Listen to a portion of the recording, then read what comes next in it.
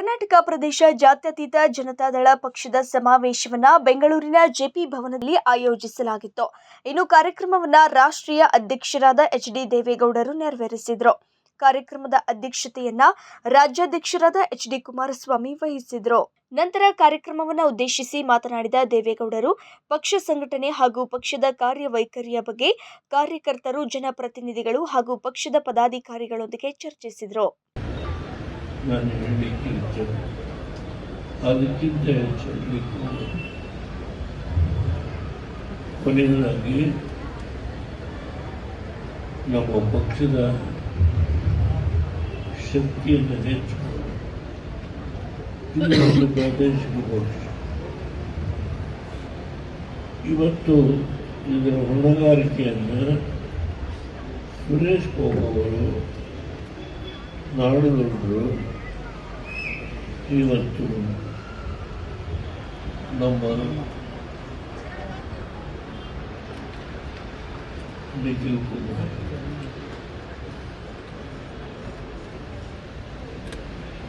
ಇವರು ಮೂರು ಜನರೇ ಜವಾಬ್ದಾರಿ ಅಲ್ಲ. ನಮ್ಮ ಪಕ್ಷದ ಎಲ್ಲ ಶಾಸಕರು, ಮಾಜಿ ಶಾಸಕರು, ಜಿಲ್ಲಾ ಘಟಕದ ಅಧ್ಯಕ್ಷರುಗಳು, ತಾಲೂಕು ಘಟಕದ ಅಧ್ಯಕ್ಷರುಗಳು, ನಮ್ಮ ವಿವಿಧ ವಿಭಾಗಗಳು, ಮಹಿಳಾ ವಿಭಾಗ ಇರ್ಬೋದು, ಹಿಂದುಳಿದ ವಿಭಾಗ ಇರ್ಬೋದು, ಇವತ್ತು ಮೈನಾರಿಟಿ ವಿಭಾಗ ಇರ್ಬೋದು,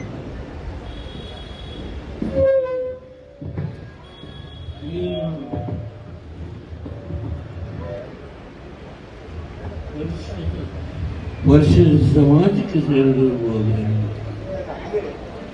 ಎಲ್ಲ ವಿಭಾಗಗಳು, ಅದರ ಮುಖ್ಯಸ್ಥರು, ನೀವು ಜಿಲ್ಲೆಗೆ ಬಂದಾಗ ಒಂದು ದಿನಕ್ಕೆ 3 ತಾಲೂಕು 4 ತಾಲೂಕು ಹೀಗೆ ಏನು ಜನತಾದಳ ಜನರೊಂದಿಗೆ ಅನ್ನುವ ಈ ಅಭಿಯಾನ, ಈ ಕಾರ್ಯಕ್ರಮ ಇದೆ. ಇದನ್ನು ಇಷ್ಟೊಂದು ಶ್ರದ್ಧೆ ಭಕ್ತಿಯಿಂದ ಜನಗಳನ್ನು ಭೇಟಿ ಮಾಡಿ ಪಕ್ಷಕ್ಕೆ, ನಮ್ಮ ಪಕ್ಷದ ಹಿಂದಿನ ಪಂಚಾಯತ್ ಕಾರ್ಯಕ್ರಮ, ನೀರನ್ನು ಇಡೀ ರಾಜ್ಯದ ನಮ್ಮ ನೀರನ್ನು ನಾವು ನಮ್ಮ ಜನತೆಗೆ ಒದಗಿಸುವ ಕಾರ್ಯಕ್ರಮ ಏನು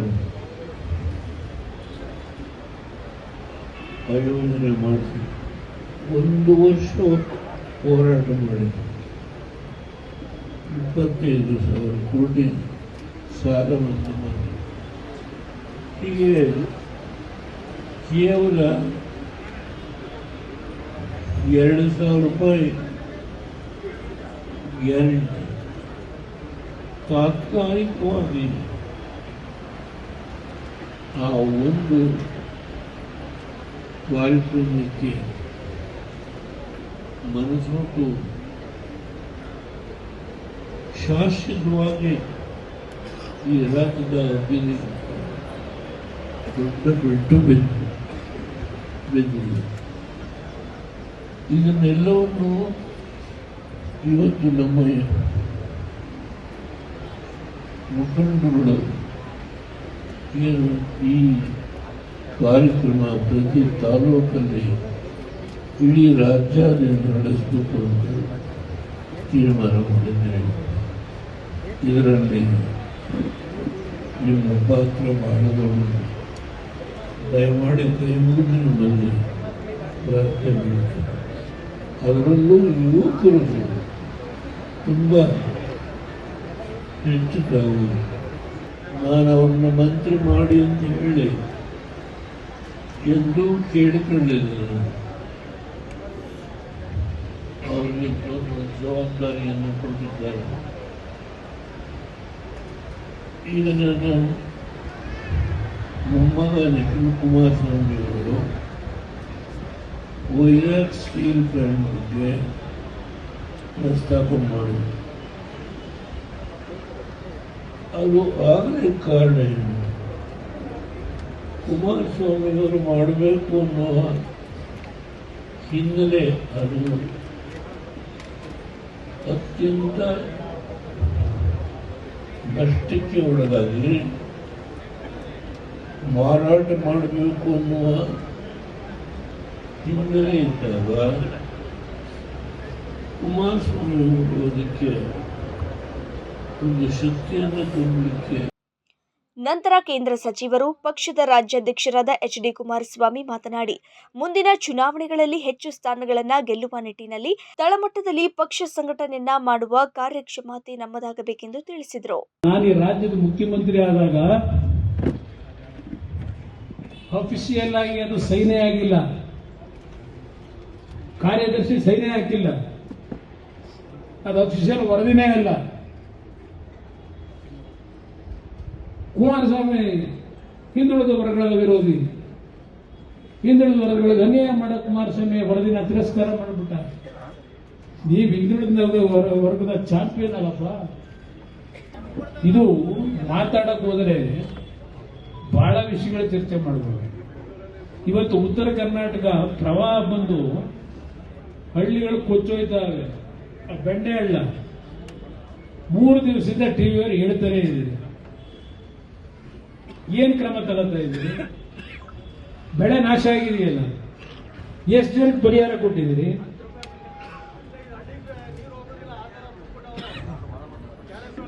ಬೇಕಾದಷ್ಟು ವಿಷಯಗಳು ಚರ್ಚೆ ಮಾಡಬಹುದು. ನಾನು ಒಂದು ಮಾತು ಹೇಳ್ತೀನಿ, ಬೆಂಗಳೂರಿನ ನಮ್ಮ ಹೆಣ್ಮಕ್ಳು ಬಹಳ ಜನ ಇದ್ದೀರಿ. ಇವತ್ತು ಬೆಂಗಳೂರು ನಗರದಲ್ಲಿ ಯಾವ ಮಟ್ಟಕ್ಕೆ ಇವತ್ತು ಈ ರಾಜ್ಯದಲ್ಲಿ ನೋಡಪ್ಪ, ನೀನು 12ನೇವನು, ಇದೆಲ್ಲ 12 ರೆಡಿಯಾಗಿ ಹೋಗಿದೆ, ನೀನು 30 ಕೋಟಿ ಕೊಡ್ತೀವಿ ಕ್ಷೇತ್ರ ಡೆವಲಪ್ಮೆಂಟ್ಗೆ, ನೀನು 13ನೇವನು ಬತ್ತೀಯಾ ಅಂತಾರೆ. ಇದು ಇಲ್ಲಿ ನಡೀತಾ ಇರೋ ಕತೆ. ಬಟ್ ಆದರೆ ನಮ್ಮ ಶಾಸಕರು ಈಗಿರ್ತಕ್ಕಂಥ ಬಹಳ ಗಟ್ಟಿಯಾಗಿರೋರು ಎಲ್ಲರೂ. ನೀನು ಒಂದು ನಿಮ್ಮಪ್ಪ ಅಂತಕ್ಕಂಥ ಒಂದು ಮನೋಧೈರ್ಯ ಇಟ್ಕೊಂಡಿರ್ತಕ್ಕಂಥವ್ರು ಇದ್ದಾರೆ. ಶಪಣ ಅದರಿಂದ ಯಾವ ಸಮಸ್ಯೆ ಇಲ್ಲ. ಪಕ್ಷ ತರುಣ ಅಧಿಕಾರಕ್ಕೆ ಬಿಜೆಪಿ ಜೊತೆಲೇ ಹೋಗೋಣಂತದ್ದು ಏನು ತೊಂದರೆ ಇಲ್ಲ. ನಾವು ತಪ್ಪು ಮಾಡ್ಕೊಳ್ಳೋದು ಬೇಡ, ನಮ್ಮಿಂದ ತಪ್ಪಾಗಬಾರ್ದು. ನಾವು ತಗ್ಗಿ ಬಗ್ಗೆ ನಡೆಯಬೇಕು. ಮುಂದೆ ಭಗವಂತ ನಿತ್ಯ ಏನ್ ಹೇಳಿದೆಯೋ ಅದು ನೋಡಂತೆ. ನಿಮ್ಮೆಲ್ಲರಿಗೂ ಭಗವಂತ ಒಳ್ಳೇದು ಮಾಡಲಿ. ಊಟದ ವ್ಯವಸ್ಥೆ ಇದೆ, ಎಲ್ಲರೂ ಊಟ ಮಾಡ್ಕೊಂಡು ಹೋಗ್ಬೇಕು, ಎಲ್ರಿಗೂ ಒಳ್ಳೆಯದು. ನಂತರ ಯುವ ಘಟಕದ ರಾಜ್ಯಾಧ್ಯಕ್ಷರಾದ ನಿಖಿಲ್ ಕುಮಾರಸ್ವಾಮಿ ಮಾತನಾಡಿ, ಪಕ್ಷ ಸಂಘಟನೆಗೆ ಹಲವು ಕ್ರಮಗಳನ್ನು ವಹಿಸಿದ್ದು ರಾಜ್ಯಾದ್ಯಂತ ಪ್ರವಾಸ ಕೈಗೊಂಡು ಪಕ್ಷವನ್ನ ಬಲಪಡಿಸುವಲ್ಲಿ ಪ್ರಯತ್ನಿಸಬೇಕು ಎಂದರು. ಎಲ್ಲ ಹಿರಿಯ ಶಾಸಕ ಮಿತ್ರರು, ಮಾಜಿ ಶಾಸಕರು, ಮುಖಂಡರು, ಕಾರ್ಯಕರ್ತ ಬಂಧುಗಳ ಜೊತೆ ಕಳೆದ 15 ದಿನದಿಂದ ನಿರಂತರವಾಗಿ, ವಿಶೇಷವಾಗಿ ಕಳೆದ ಸಾರ್ವತ್ರಿಕ ಚುನಾವಣೆಯಲ್ಲಿ ಅಭ್ಯರ್ಥಿಗಳು ಯಾರು ಸ್ಪರ್ಧೆ ಮಾಡಿದ್ರು ಅವರೆಲ್ಲರ ಜೊತೆಯಲ್ಲಿ ಕೂತು ಸಮಾಲೋಚನೆಯನ್ನ ನಡೆಸಿ ತದನಂತರ ತೆಗೆದುಕೊಂಡಿರ್ತಕ್ಕಂಥ ನಿರ್ಧಾರ ಇವತ್ತು ಭಾನುವಾರದ ದಿನ ಜೂನ್ 15ನೇ ತಾರೀಕು, ನಾಳೆ ಜೂನ್ 16ನೇ ತಾರೀಕಿಗೆ ನಾವೇನು ಹೆಜ್ಜೆಯನ್ನ ಇಡ್ತಾ ಇದ್ದೇವೆ, ಕಾಲನ್ನ ಇಡ್ತಾ ಇದ್ದೇವೆ. ನಾಳೆಯಿಂದ ಪಕ್ಷಕ್ಕೆ ಒಂದು ಹೊಸ ಯುಗ ಪ್ರಾರಂಭ ಆಗಬೇಕು ಅಂತಕ್ಕಂಥದ್ದು ಈ ಪಕ್ಷದ ಒಬ್ಬ ನಿಷ್ಠಾವಂತ ಕಾರ್ಯಕರ್ತನಾಗಿ ನಿಮ್ಮೆಲ್ಲರಲ್ಲೂ ಕೈ ಜೋಡಿಸಿ ಮನವಿಯನ್ನ ಮಾಡ್ತೇನೆ. ಅದಕ್ಕೋಸ್ಕರ ಇವತ್ತು ರಾಜ್ಯಾದ್ಯಂತ 58 ದಿನಗಳ ಕಾಲ ಮೊದಲ ರಾಜಕಾರಣದಲ್ಲಿ ಇವತ್ತು ಅಣ್ಣ ಅಂತಕ್ಕಂಥ ಪ್ರೀತಿಯಿಂದ, ಹೃದಯದಿಂದ ಒಂದು ಸ್ಥಾನವನ್ನ ಗೆದ್ದಿರ್ತಕ್ಕಂಥವ್ರು ಯಾರಾದ್ರೂ ಇದ್ರೆ ಅದು ನಿಮ್ಮ ನೆಚ್ಚಿನ ಪ್ರೀತಿಯ ಕೇಂದ್ರದ ಸಚಿವರು ಸನ್ಮಾನ್ಯ ಕುಮಾರಣ್ಣವರು, ಪೂಜ್ಯ ತಂದೆಯವರು. ಇವತ್ತು ಬಹಳ ಶ್ರೇಷ್ಠವಾದಂಥ ದಿನ, ವಿಶೇಷವಾದಂಥ ದಿನ. ಶುಭಗಳಿಗೆ ಪ್ರತಿಯೊಬ್ಬ ತಂದೆಯಂದಿರಿಗೂ ಕೂಡ ಇವತ್ತು ಒಂದು ಫಾದರ್ಸ್ ಡೇ ಸೆಲೆಬ್ರೇಷನ್ ಮಾಡ್ತಕ್ಕಂಥದಕ್ಕೆ ಇಂಥ ಒಂದು ಸುಂದರವಾದಂಥ ಈ ಒಂದು ವೇದಿಕೆಯಲ್ಲಿ ಆಕಸ್ಮಿಕವಾಗಿ ಇವತ್ತು ಈ ಒಂದು ಕಾರ್ಯಕ್ರಮ ನಡೀತಾ ಇದೆ. ಬಹುಶಃ ಪ್ರತಿಯೊಬ್ಬರಿಗೂ ಕೂಡ ಇವತ್ತು ನಮ್ಮ ಜೀವನದ ಮೊದಲನೇ ಸ್ಫೂರ್ತಿ ನಮ್ಮ ತಂದೆನೇ ಆಗಿರ್ತಾರೆ.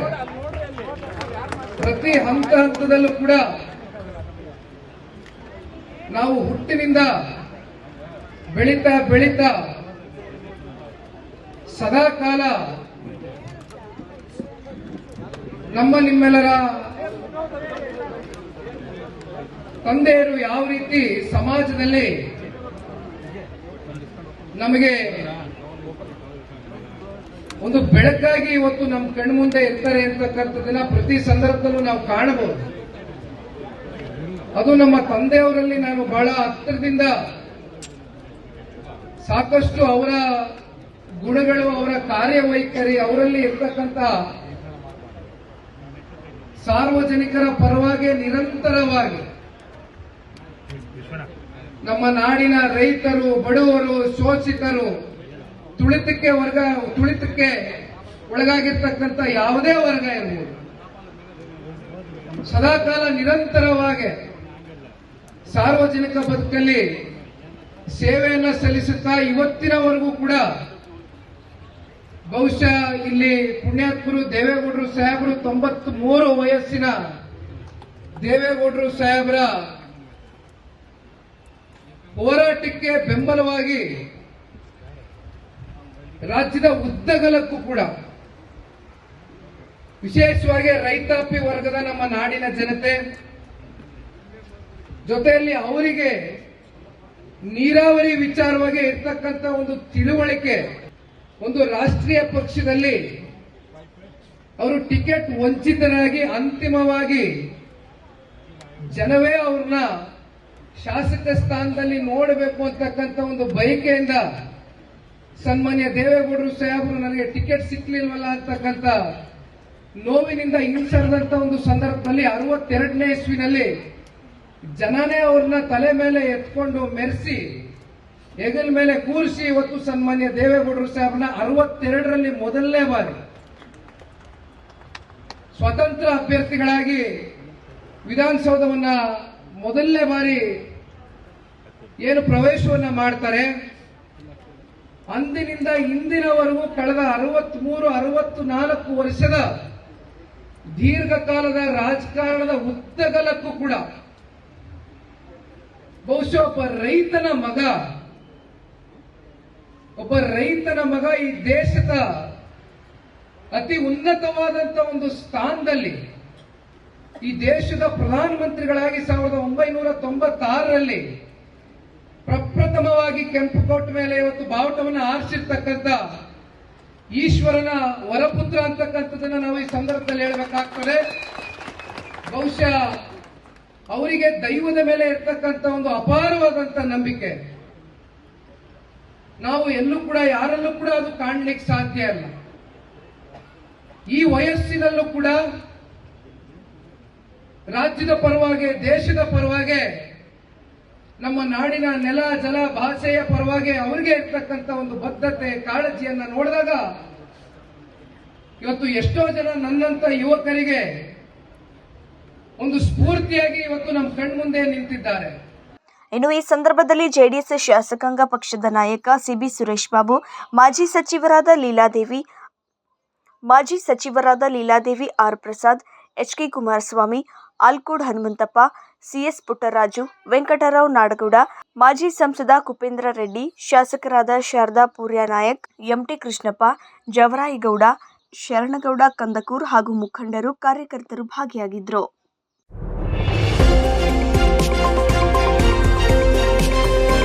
ನವ ಕರ್ನಾಟಕ ಟಿವಿ, ಜನಪರ ನ್ಯಾಯಪರ.